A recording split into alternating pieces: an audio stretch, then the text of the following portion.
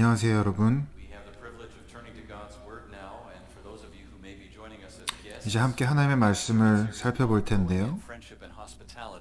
혹시 오늘 방문하시는 분들을 위해서 말씀드리면 우리는 지금 우정과 환대라는 주제를 가지고 설교 시리즈를 진행하고 있습니다. 특별히 서로 다른 문화 가운데 문화를 넘어서 우정과 환대를 경험하기를 바라는 마음으로 이런 설교 시리즈를 진행하고 있습니다. 오늘 아침에 우리는 에베소서 2장 말씀을 볼 텐데요.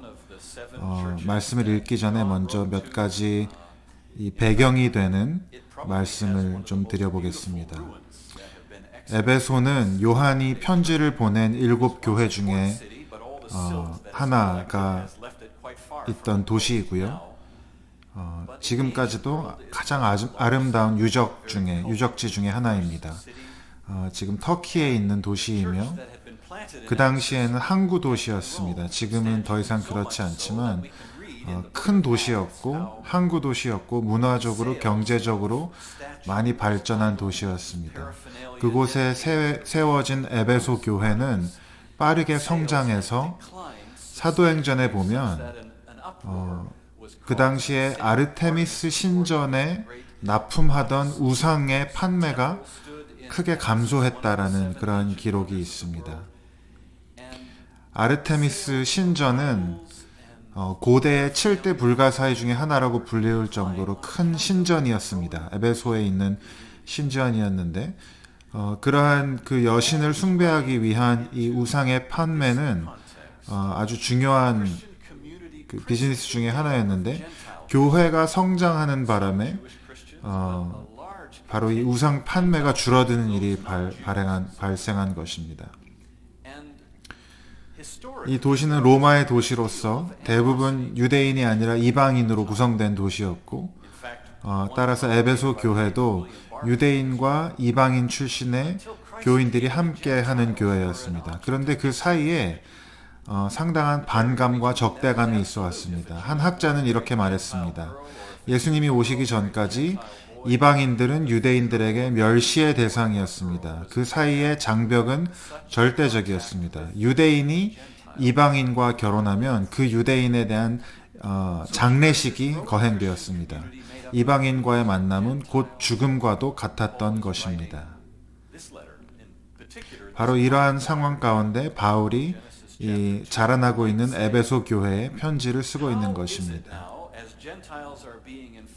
특별히 에베소서 2장의 말씀은 이러한 상황, 이러한 반목과 서로의 갈등 가운데 어떻게 하나님께서 이 두 그룹을 하나로 모으실 것인지를 말씀하고 있습니다. 이제 에베소서 2장의 본문을 한번 같이 읽어보겠습니다. 그리스도는 우리의 평화이십니다. 그리스도께서는 유대 사람과 이방 사람이 양쪽으로 갈라져 있는 것을 하나로 만드신 분이십니다. 그분은 유대 사람과 이방 사람 사이를 가르는 담을 자기 몸으로 허무셔서 원수된 것을 없애시고 여러 가지 조문으로 된 계명의 율법을 폐하셨습니다. 그분은 이 둘을 자기 안에서 하나의 새 사람으로 만들어서 평화를 이루시고 원수된 것을 십자가로 소멸하시고 이 둘을 한 몸으로 만드셔서 하나님과 화해시키셨습니다.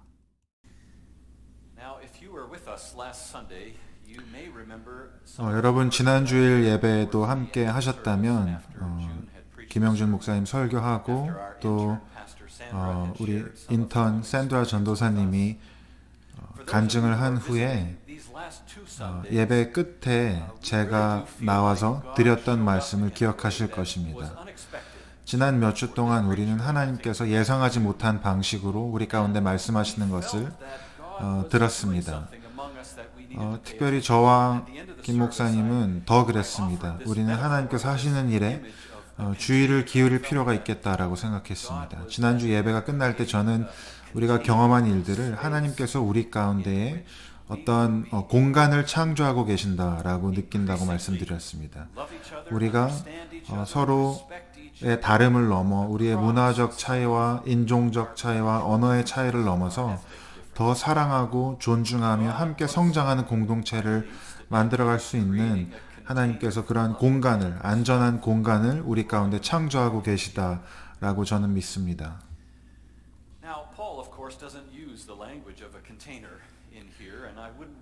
그러한 공간, 그러한 컨테이너를 제가 말씀드렸는데 오늘 본문이 물론 그러한 언어를 사용하고 있지는 않습니다. 그러한 단어를 사용하고 있지 않지만 그럼에도 불구하고 이 본문이 말하고 있는 것이 그것과 크게 다르지 않다고 생각합니다.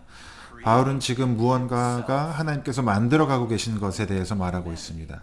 하나님 안에서 한 새로운 인류가 창조되는 것에 대하여 이야기합니다. 유대인은 구약에서 처음으로 하나님과 언약을 맺은 사람들이었습니다. 그리고 하나님은 처음부터 유대인을 통해서 온 이방인 가운데 빛이 되려고 하셨습니다. 그런데 이제 예수님을 통해서 예수님 안에서 이 에베소 교회에 많은 이방인들이 교회 가운데로 들어오고 있었습니다. 그리고 바울은 그리스도 안에서 하나님께서 유대인과 이방인들을 하나로 만드시고 새로운 한 인류를 창조하신다라고 말씀하는 것을 읽었습니다. 그래서 이 두 그룹 사이에 평화를 이루고 또 그들이 함께 하나님과 화해하게 하셨다라고 말씀합니다. 이러한 한때 적대적이었던 이 두 그룹이 화해케 되는 이 역사, 함께 평화롭게 살아갈 수 있는 놀라운 영화는 바로 그리스도가 그들 가운데 평화가 되셨기 때문입니다.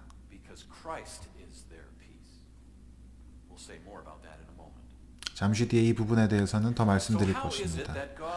그렇다면 하나님께서 이 새 인류를, 하나 된 새 인류를 어떻게 창조하셨습니까? 어떻게 이 두 그룹을 하나로 결합시키셨습니까? 연합케 하셨습니까? 바울은 그것에 대해서 그 두 그룹을 나누던 벽이, 그 담이 예수 그리스도 안에서 무너졌다라고 말합니다. 여기서 그 담이라고 하는 것은, 벽이라고 하는 것은 물론 이 두 그룹이 서로를 향해서 가지고 있던 그런 어떤 적대감, 분노, 증오, 또 오랜 역사적인 반목을 가리킵니다. 바울은 분명히 그리스도 안에서 하나님께서 그 벽을 무너뜨리셨는지에 대해서 말하고 있습니다. 그러나 또 대부분의 학자들은 바울이 이 벽에 대해서 말할 때 실제 그 당시에 존재했던 벽에 대해서 말하고 있을 거라고 염두에 두고 있을 거라고 생각합니다. 이 그림을 보시면 성전, 예루살렘에 있는 성전의 모습인데 저 이방인의 뜰이라고 하는 그 뜰과 또 유대인이 들어갈 수 있는, 유대인만 들어갈 수 있는 공간을 구분하는 그 안에 네 벽을 보실 수가 있습니다. 요세푸스라고 하는 예수님 당시에 살았던 이 고대 사가는, 역사가는 그의 책에서 이 성전과 이 성전 안에 있는 그 내부의 벽에 대해서 이렇게 말했습니다. 그 성전 내부에 벽이 있었고 그 어떤 이방인도 그 벽을, 그 선을 넘으면 죽음을 피하지 못할 것이라는 그러한 비문이 벽에 쓰여 있었습니다.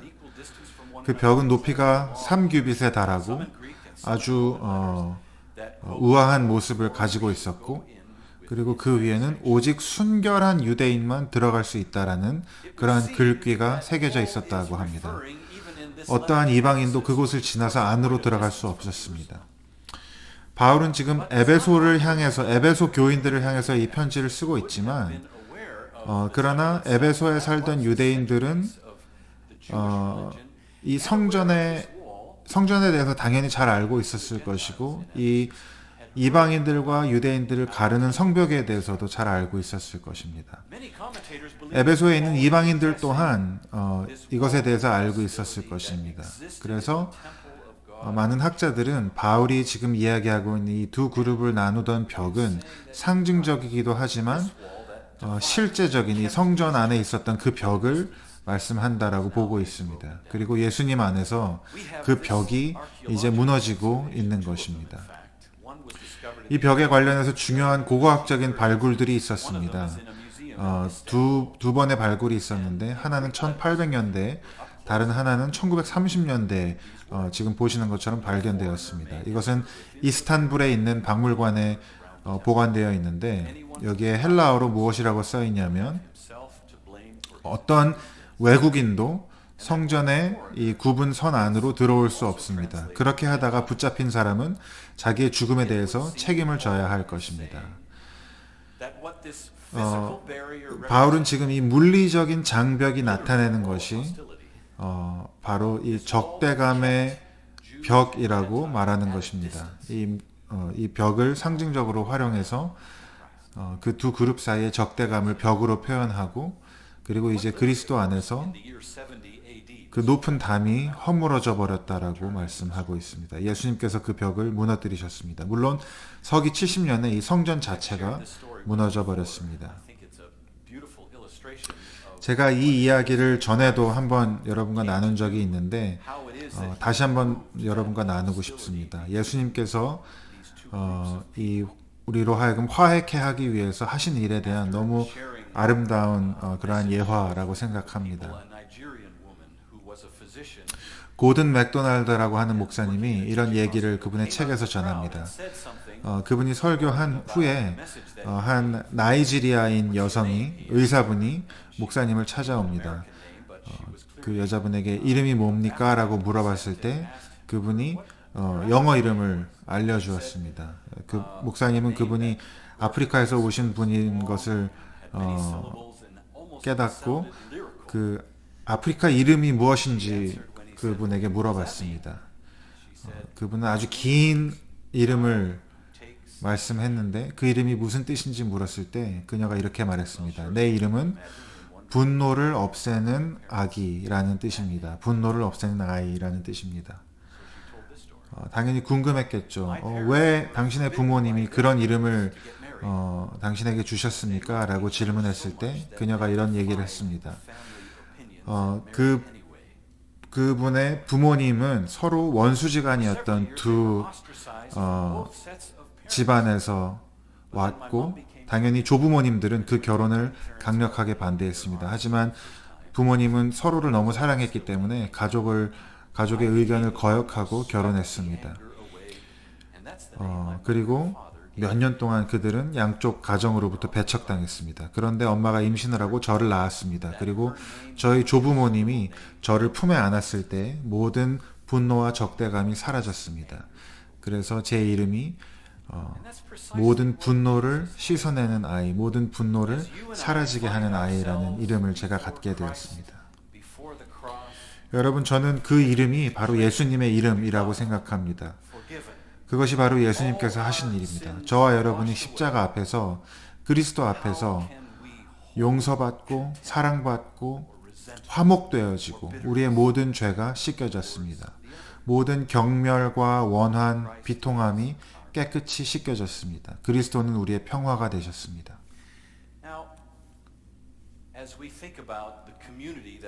이제 하나님께서 세워가시는 우리 교회에서 세워가시는 이 공동체를 생각할 때 점점 더 우리 공동체 안에는 다양한 민족과 문화적인 배경을 가진 사람들로 구성된 공동체가 되어가고 있습니다. 아마 우리 여기 있는 분들은 어떤 적대심이나 원한이나 미움 같은 것을 경험하지는 않고 있다고 생각합니다. 적어도 저는 그렇게 바라고 있습니다. 그러나 그러한 적대심이나 미움은 아니더라도 때때로 약간의 불편함, 또 오해, 또 때로는 무의식적으로 누군가에게 상처를 주거나 배려심이 없는 그러한 행동을 나도 모르게 할 때가 있습니다. 제가 2주 전에 설교에서 했던 그 실수처럼요. 본의 아니게 제가 한 말 때문에 여러분들 중에 어떤 분들에게 상처를 입혔습니다. 그래서 바울은 지금 이 두 그룹의 사람들을 서로 멀리 떨어뜨리게 만든 그 벽이 제거된 것에 대해서 말씀하고 있습니다. 그것이 사실이라면 하나님께서는 우리 서로를 멀어지게 하는, 우리 서로를 가까워지게 하지 못하게 만드는 그 어떤 것도 하나님께서 우리 가운데서 제거하시기를 원하신다는 것입니다. 서로 적대감까지는 아니더라도 우리가 가진 어떤 그런 문화적인 표현이나 또 우리의 배경 때문에 깊은 우정과 환대를 경험하는 것을 어렵게 만드는 그러한 요소들이 있다면 좀 생각해보고 하나님께서 그러한 장애물들을 우리 가운데 없애주시기를 기도하기를 원하는 것입니다. 그래서 오늘 이 아침에는 그런 것들에 대해서 조금 더 구체적으로 여러분과 한번 함께 나누어 보고 싶습니다. 저는 그것을 관계적 거리감이라고 불러보고 싶습니다. 우리가 때로는 어떤 우리의 배경과 문화와 우리가 자라온 것의 그 다른 점 때문에 관계적으로 거리감을 느낄 때가 있습니다. 그래서 한번 이 시간에는 김영준 목사님을 앞으로 초대해서 같이 좀 대화를 나누어 보려고 합니다. 아시는 것처럼 저희는 지난 한 7년 가까이 함께 사역하면서 특별히 이러한 부분에 대해서 많은 대화를 나누어 볼 수 있었습니다. 저와 김 목사님의 어떤 그 배경, 문화적 배경이 많이 다르고 그래서 이런저런 이야기를 많이 나누고 특별히 최근 몇 달 사이에 더 구체적으로 그런 이야기들을 나눠볼 수 있었습니다. 그래서 김 목사님을 앞으로 잠깐 초대하겠습니다. 그리고 우리가 대화하는 형식으로 좀 두 가지를 여러분과 함께 이야기해 보려고 하는데요.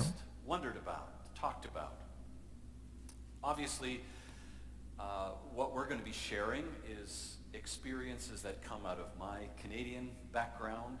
지금 이제 저희가 한번 나누어 보고자 하는 말씀은 저의 경우에는 당연히 제가 백인으로서 캐나다에서 나고 자라면서 저에게 익숙한 문화적인 것과 또 김영준 목사님은 한국에서 나서 자라서 캐나다에 와서 또 본인이 가지고 있는 그 문화적인 우리 사이의 차이에 대해서 한번 이야기해 보고 싶습니다. 두 가지를 이야기해 볼 텐데 첫 번째로 우리가 한번 이야기해 보고 싶은 것은 우리의 사회적인 서로 사귀는 방법, 서로 관계하는 방법에 대해서 이야기해 보려고 합니다. 한번 어떤 파티를 상상해 보십시오. 우리가 함께 만나서 시간을 즐기고 예를 들어서 뭐 생일잔치 혹은 새해맞이 파티를 한번 여러분 상상해 보십시오. 20명, 30명 혹은 40명의 사람들이 그곳에 함께 있다고 생각해 보십시오. 그런 장소에서 저에게 익숙한 저의 경험은 그 파티에 가면 많은 사람들이 있지만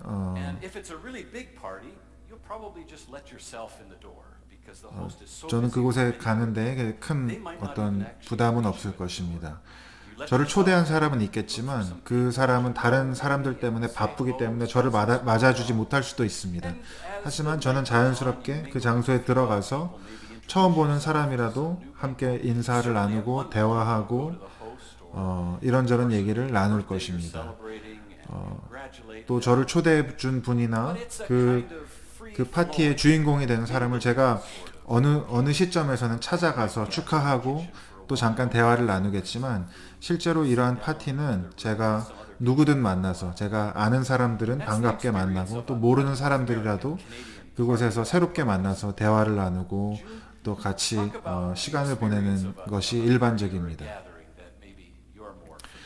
이제 김 목사님이 좀 더 친숙한 어떤 그런 파티나 모임의 경험에 대해서 좀 나눠주시기 바랍니다. 우선 앤드류 목사님이 방금 설명한 이러한 북미의 파티에 대해서 좀 말씀드리면 저는 많은 한국 분들이 개인적으로 아는 분들이나 또 심지어는 TV 프로그램 같은 곳에서도 들었던 이야기인데 뭐 미국에서 유학을 했거나 이런 분들이 말하기를 그러한 미국식의 파티가 그분들이 미국에서 살면서 제일 힘들었던 일 중에 하나였다라고 하는 얘기를 종종 듣게 됩니다. 왜냐하면 문화적으로 너무 다르고 그렇게 낯선 사람들과 만나서 대화하고 인사 나누고 또 낯선 사람들이 와서 또 말을 걸고 하는데 익숙하지 않기 때문입니다. 제가 뭐 일반화하고 싶지는 않지만 또 그렇지 않은 분들도 계시겠지만 아마 가장 큰 문화적인 차이가 있는 그러한 예가 될 수 있지 않을까 생각이 됩니다. 이 책에 대해서 좀 말씀을 드리고 싶은데요. 조그만 책인데 제 사무실에 커피 테이블 위에 있는 책, 동서양의 만남이라는 제목의 책입니다. 이 책을 쓴 사람은 그래픽 디자이너인데 중국 사람입니다. 중국 그래픽 디자인 학생이 독일에서 유학을 하면서 느낀 점들을 책으로 써낸 것입니다. 이 중에 특별히 파티라는 제목의 페이지가 있습니다. 이 그림을 보시면 서양과 동양의 어떤 이 파티의 모습의 차이를 이 그림으로 잘 표현해주고 있습니다. 파란 쪽이 바로 이 북미의 어떤 그런 파티의 모습일 수 있겠고 서구의 파티의 모습일 수 있겠고 오른쪽은 좀 더 동양적인 모두가 큰 하나의 원 안에서 아니면 함께 모여서 다 함께 대화를 나누고 다 함께 시간을 보내고 또 때로는 이렇게 순서대로 서로를 소개하고 또 한 명이 이야기할 때는 다른 모든 사람들이 그 이야기를 함께 듣는 그러한 모습을 볼 수 있습니다. 한 가지 재밌는 것은 우리 교회에서 이 팬데믹 이전에 점심에는 예배 끝나고 유학생들 점심 모임 그리고 저녁에는 저녁 예배가 끝난 다음에 주로 백인 청년들 위주의 청년부 모임이 있었는데 주일 낮에 있었던 유학생들의 점심 모임은 딱 이 빨간 그림 같았고 또 청년부 모임은 이 파란 그림과 같았다는 것입니다. 그래서 이 빨간 그림의 그 모습은 명확한 호스트가 있고 또 누군가는 이런 사회를 보는 역할을 맡고 또 나를 소개할 수 있는 기회가 나에게 명확하게 주어지고 또 다른 사람들이 자기를 소개할 때는 다 같이 그 얘기를 듣는 그러한 시간들을 갖게 됩니다. 그래서 이 두 가지 종류의 파티가 끝나면 이 북미식의 파티는 아마 끝나고 나면 내가 오늘 새로운 사람들을 몇 명 만났다라고 말할 수 있을 것입니다. 그러나 좀 더 동양적인 경우에는 내가 실제로 모든 사람과 개인적으로 이야기할 기회는 없었지만 나는 오늘 사실 모든 사람을 만났습니다. 그리고 나는 모든 사람에게 소개되었고 또 모든 사람의 소개를 내가 들을 수 있었습니다. 그래서 이제 다음에 그분을 만났을 때 나는 우리가 대화를 나누진 않았지만 지난번에 우리가 만났습니다. 당신의 소개를 내가 들었습니다. 라고 하면서 좀 더 깊은 대화를 나눌 수 있게 되는 것입니다. 그럼 이러한 차이를 좀 염두에 두고 한번 대화를 이어가 봅시다. 우리 교회가 예배가 끝난 후에 교제의 시간에 우리가 좀 다양한 모습을 보게 됩니다. 미팅홀에서나 여기 본당에서나 날씨가 좋을 때는 바깥 놀이터에서나 김 목사님이 좀 볼 수 있었던 것은 무엇입니까? 네, 제가 관찰한 것을 말씀드리겠습니다. 어떤 판단하는 것이 아니라 또 해결책을 제시하는 것이 아니라 그저 제가 최근에 볼 수 있었던 것을 말씀드리자면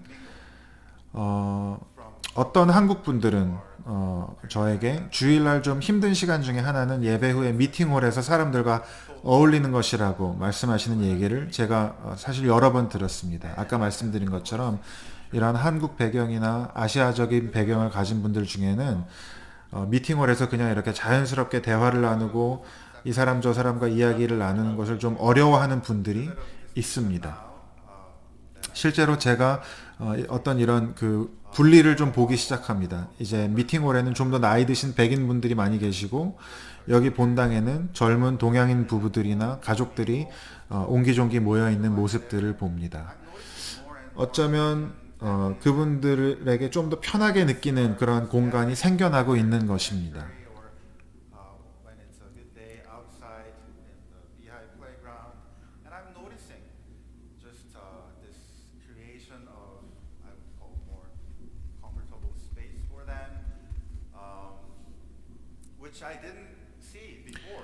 그런데 재미있는 것은 전에는 이러한 구분이 별로 없었다는 것입니다. 전에는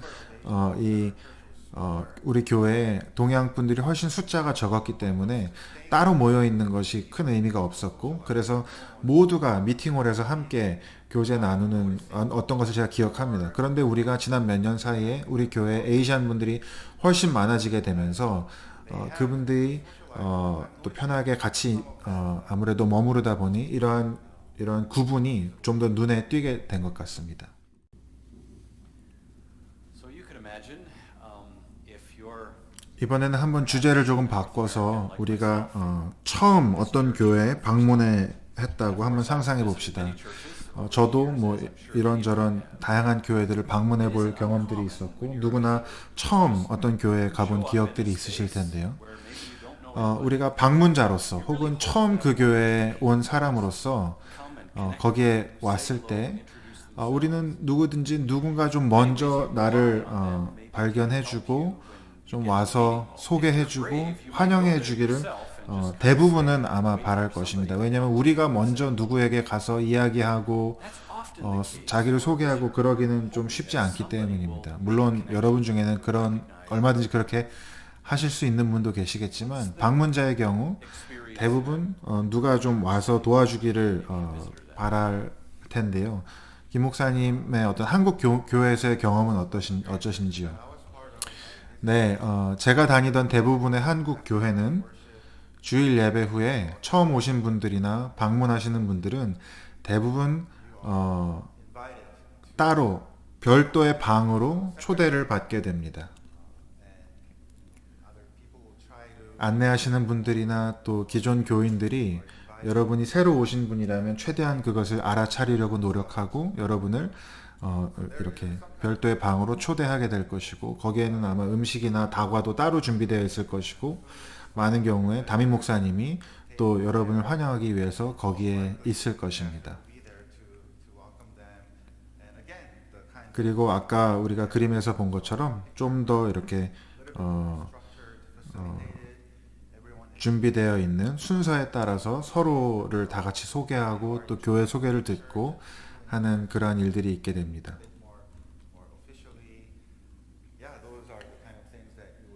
그런 것들이 대부분의 한국 교회에서 하고 있는 것이고 또 오시는 분들이 기대하고 있는 것입니다.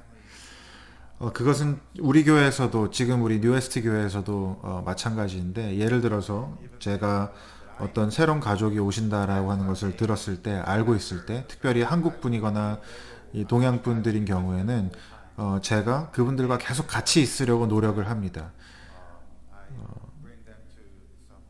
그리고 그분들을 특별히 목사님이나 또 어떤 그분들을 소개할 만한 분들에게 모시고 가서 인사를 시키고 또 대화를 나눌 수 있도록 도와드리고, 그리고 제가 다른 일 때문에 그렇게 못할 때에는 누군가에게 부탁을 해서 그분들을 꼭 그렇게 챙겨주도록, 그래서 그분들이 특별히 어색한 순간을 어색함을 느끼지 않도록 도와주려고 노력을 할 것입니다. 네, 이것이 이제 첫 번째 우리가 나눠보고 싶던 주제였고요. 두 번째는 특별히 우리 예배 중에 기도하는 방식에 대해서 얘기해 보려고 합니다. 저를 비롯해서 우리 그 백인 분들 또 이 서구의 유럽 배경에서 그 배경을 갖고 있는 분들이 생각하는 예배 시간의 기도는 주로 한 사람이 앞에서 인도하는 기도이고, 때로는 긴 기도일 수 있고, 거의 대부분의 경우에 미리 쓰여진 기도, 때때로는 아주 오래전에 누군가가 쓴 기도문, 그러한 공동 기도를 누군가가 인도하는 것이 우리에게는 익숙합니다. 물론 우리가 다 함께 기도하지만 그 기도를 들으면서 조용히 마음속으로 기도하는 것입니다. 한국 교회에서, 한국적인 배경에서의 기도, 예배 시간의 기도는 어떻습니까? 저희 한국 분들이 조금 지금 이제 웃고 계신데요. 아주 다른 모습입니다. 한국 교회에서 함께 예배 시간에 기도를 할 때는 많은 경우에 이런 대표 기도를 하는 경우도 있지만, 많은 경우에 우리는 앞에서 목사님이던 예배 인도하시는 분이 특정 기도의 주제를 던져주면 모든 사람들이 함께 기도합니다. 그리고 함께 기도한다는 것은 모두가 소리 내어서 각자의 기도를 하는 것입니다. 1분, 2분, 3분 동안 함께 큰 소리로 기도하는 것이고 또 때로는 그래서 시끄럽게 들릴 수도 있습니다. 그러나 한국교회는 그렇게 함께 기도합니다. 어떠한 기도 제목이 주어졌을 때 자기의 말로 기도하고 큰 소리로 기도할 때가 많이 있고 또 대부분의 경우에 어떤 배경 음악이 있고 하는 것이 함께 하는 기도입니다. 일반적으로 더 열정적이고 교회를 위해서 자기를 위해서 큰 소리로 기도하는 시간입니다. 저도 그런 스타일의 기도를 여러 번 경험해 보았는데 처음 제가 그런 기도를 경험한 것은 제가 칼빈 신학교에 있을 때 거기에는 꽤 많은 한인 학생들이 있었기 때문에 그러한 기도의 모임들이 있었고 종종 제가 그러한 모임에 초대받아서 가기도 했습니다. 거기서 저는 이러한 스타일의 기도를 접하게 되었고 그것이 저에게는 큰 복이었습니다.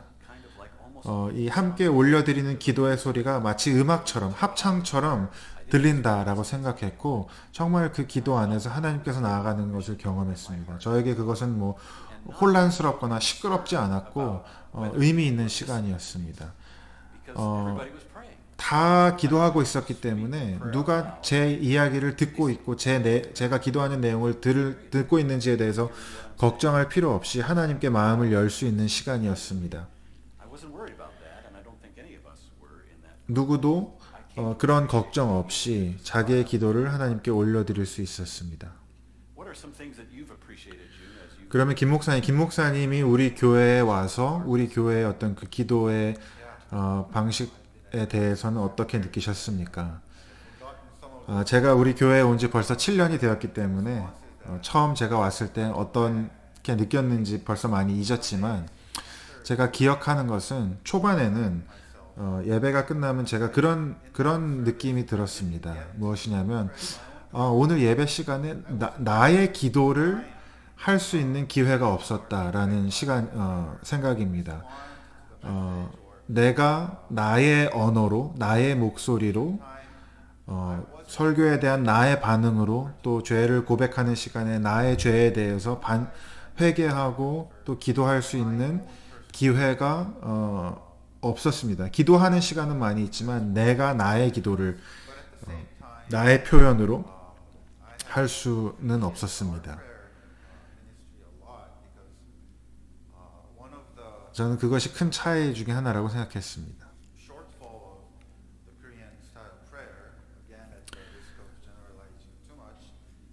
그러나 저는 우리 교회의 그 기도를 통해서도 많은 은혜를 받았는데 한국 교회는 저는 이것을 표현하는 기도 또 형성하는 기도라고 표현하고 싶습니다. 영어로는 expressive prayer, formative prayer. 그래서 한국 교회는 하나님께서 이 표현하는 기도의 은사를 주셨습니다. 그리고 거기에는 어느 정도는 그 한국 사회의 종교적인 그 샤머니즘적인 문화가 섞여 있는 것이 사실입니다. 더 많이 기도하고 더 크게 기도하고 더 열정적으로 기도하고 더 오래 기도하면 더 하나님께서 들어주실 거라는 그러한 오해를 그런 부정적인 면을 가지고 있기도 합니다. 그러나 하나님께서 그 문화까지도 사용하시고 구속하셔서 지금 한국 교회의 그러한 기도의 문화를 만들어 주셨다라고 저는 진심으로 생각합니다. 그러한 그 기도의 유산을 제가 가지고 있습니다.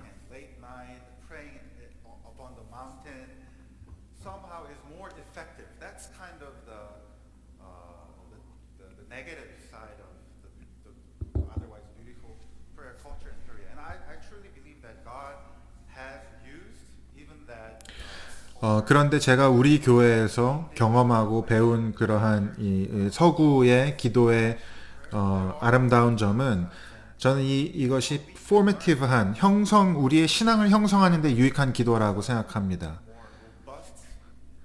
특별히 그 기도의 내용이 매우 성경적이고 또 기도문 자체가 매우 예술적입니다. 아름답습니다. 시적인 기도입니다. 그리고 실제로 저의 기도 생활이 우리 교회에 와서 많이 성장했습니다. 저의 기도의 내용이 아주 더 성경적이고 또 그런 아름다운 기도가 되었습니다. 그리고 특별히 제가 감사한 것은 어린이들, 다음 세대에게 이러한 기도는 큰 유익이 된다는 것입니다. 어떻게 기도하는지를 배우는 너무도 좋은 방법입니다. 그것이 제가 경험한 어떤 I 복입니다. think for me, when I've experienced a more expressive choral kind of 저는 worship service, 이러한 표현적인 기도, 함께 드리는 통성 기도에 대해서 not a spectator here. 제가 귀하게 여기는 것 중에 하나는 우리가 함께 그렇게 기도할 때 우리는 여기에 관중으로 있지 않다라고 하는 것입니다. 때로는 우리도 모르는 사이에 예배가 이 앞에서 대부분 다 진행되고 기도도 앞에서 누군가가 대표로 하기 때문에 나도 모르는 사이에 어떤 그것을 그냥 바라보는 관중 중에 하나가 나도 모르게 될 때가 많다라고 하는 것입니다. Have I heard you speak and surrender? 그러나 우리가 이렇게 함께 기도할 수 있을 때 우리는 관중이 아니라 함께 하나님께 기도하고 마음을 쏟고 응답하는 그러한 기도가 저에게는 큰 복이었음을 제가 So 기억합니다. we wanted to briefly just give two examples. And I hope that 이렇게 as you 두 가지의 예를 한번 이야기해 보았습니다. 여러분 결코 하나가 다른 하나보다 낫다고 하는 얘기는 전혀 아니었습니다. 그러한 오해는 없으시길 바랍니다. 그러나 다릅니다. 다른 것이고 그리고 이러한 다름은 때때로 어떠한 긴장을 유발할 수도 있습니다. 저는 그것을 관계적인 긴장이라고 부르고 싶습니다. as we name these things, 그리고 저는 우리가 이러한 것들에 대해서 이렇게 이야기할 때 at a distance, 우리에게 유익이 된다고 생각합니다. creating a kind of container 하나님께서는 지금 우리가 이러한 이야기들을 서로 나누고 또 서로를 더 이해해가고 서로에게서 배울 수 있는 그러한 일들을 우리 가운데 이루고 A number of 계십니다. years ago, when June first came to our church, we were just beginning 김 목사님이 우리 교회 처음 왔을 당시에 우리는 그 당시에 leadership development. 일종의 교회 갱신 June and I were part of it, along with about five 프로그램에 참여하고 있었습니다. 리더라고 하는 그런 프로그램에 참여하고 있었고 일종의 리더십 개발하는 과정이었는데 that we learned about. 그곳에서 우리가 배운 것 중에 하나는 바로 이 소위 안전한 환경이라고 부르는 것이었습니다. 안전한 환경, 건강한 환경, 영어로는 holding environment라고 하는 그러한 교회가 그러한 장소가 되는 것의 중요성. 그래서 이 현재에 머무르지 않고 하나님께서 우리에게 주시고자 원하시는 그 미래로 나아갈 수 있기 위해서는 이 안전한 건강한 그러한 공간이 필요하다라고 하는 것입니다. 왜냐하면 하나님께서 원하시는 곳으로 나아가기 위해서는 필연적으로 변화와 변혁을 경험해야 하기 때문입니다. Elastic band. 그리고 이러한 안전한 환경은 우리로 하여금 창조적인 긴장, creative tension을 경험할 수 있게 해줍니다. 여러분 이게 고무줄을 제가 가지고 있는데요. 이 고무줄에 아무런 장력, 아무런 텐션이 없으면 아무 일도 일어나지 않습니다. 아무 변화도 일어나지 않습니다. 그러나 약간의 탄성, 약간의 장력, 약간의 긴장을 주는 순간 여기에는 힘이 발생하고 제 두 손이 가까워지는 것처럼 우리를 가까워지게 합니다. 관계 가운데 건강한 긴장은 우리를 하나로 모읍니다. 물론 긴장이 너무 심하면 우리는 그 관계는 깨어져 버립니다. We find ourselves. I guess I'm a lot stronger than Zion. Hey? 이 긴장이라고 하는 것은 Tension. We get 긴장이 없으면 전혀 발전이 없고 긴장이 너무 심하면 깨어져 버리지만 건강한 창조적인 긴장은 우리로 하여금 will feel some tension 서로에게로 if you 또 앞으로 나아가게 합니다. and stay and mingle with folks here. And the same will be true. 여러분 우리가 이야기한 그 예로 말씀드린 것에 대해서도 사실입니다. That tension will 어떤 분들은 미팅홀에서 모이고 어떤 분들은 본당에 남아서 서로 교제하고 하는 것들을 우리가 볼 때 거기에는 약간의 텐션이 있습니다. 약간의 불편함과 긴장이 있습니다. 저분들은 왜 여기로 오지 않는가? 여기 계신 분들은 저기로 가는 것이 약간 불편한 이러한 긴장은 우리로 하여금 우리 자신에 대해서 또 서로에 대해서 고민하게 만들고 생각해보게 만들고 서로에 대해서 배워가게 만드는 것입니다. 기도할 때도 마찬가지입니다. 예를 들어서 우리가 그러한 통성 기도를 예배 시간에 한다고 생각해 봅시다. 오히려 한국 분들이 더 불편할 수 있습니다. 여기 계신 분들은 이런 게 익숙하지 않을 텐데 하면서 긴장을 느낄 수 있고 또 다른 분들도 이 얘기를 그렇게 기도할 때 너무 불편하고 익숙하지 않아서 어려울 수 있습니다. 그러나 우리가 성령께서 우리를 인도하시는 그 과정 중에서 이러한 긴장을 우리가 허용할 때 건강한 긴장을 우리 가운데 허용할 때 우리는 점점 더 깊은 관계 가운데로 나아가게 되는 것입니다. 그리고 성장하게 되는 것이고 점점 더 깊은 우정과 환대를 경험하게 될 수 있는 것입니다. I'm thinking now of the way in which Christ makes all this possible. 이것은 예수 그리스도께서 우리에게 하신 일과도 일맥상통합니다. 왜냐하면 예수님께서 우리를 위해서 하신 일도 우리가 예수님을 통해서 하나님과의 관계 가운데 들어가는 것도 실제로 어느 정도의 텐션, 어느 정도의 긴장을 통해서 이루어지기 때문입니다. 우리가 우리의 죄 때문에 우리의 허물과 우리의 부끄러움과 죄책감을 느끼게 되는 경우가 많이 있습니다.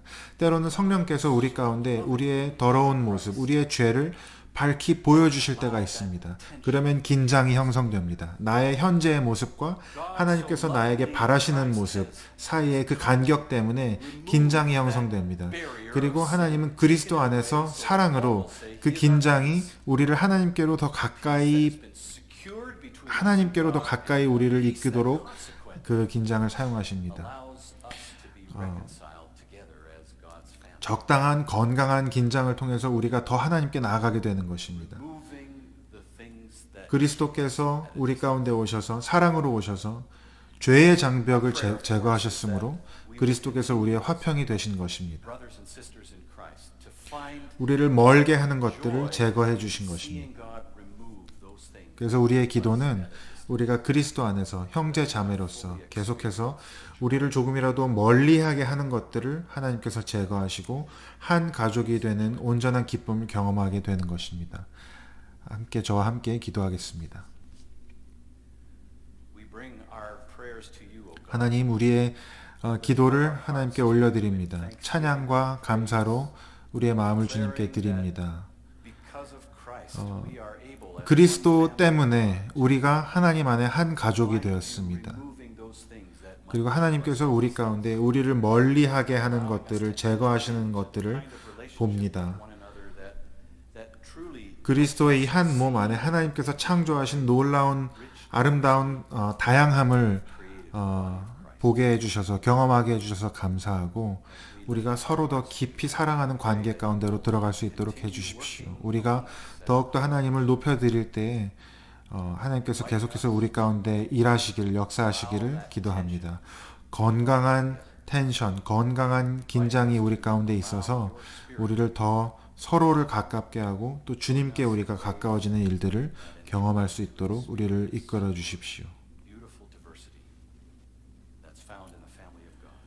하나님 안에서의 가족 안에서의 아름다운 다양성을 더욱더 보고 누릴 수 있게 해주십시오. 예수님의 이름으로 기도합니다.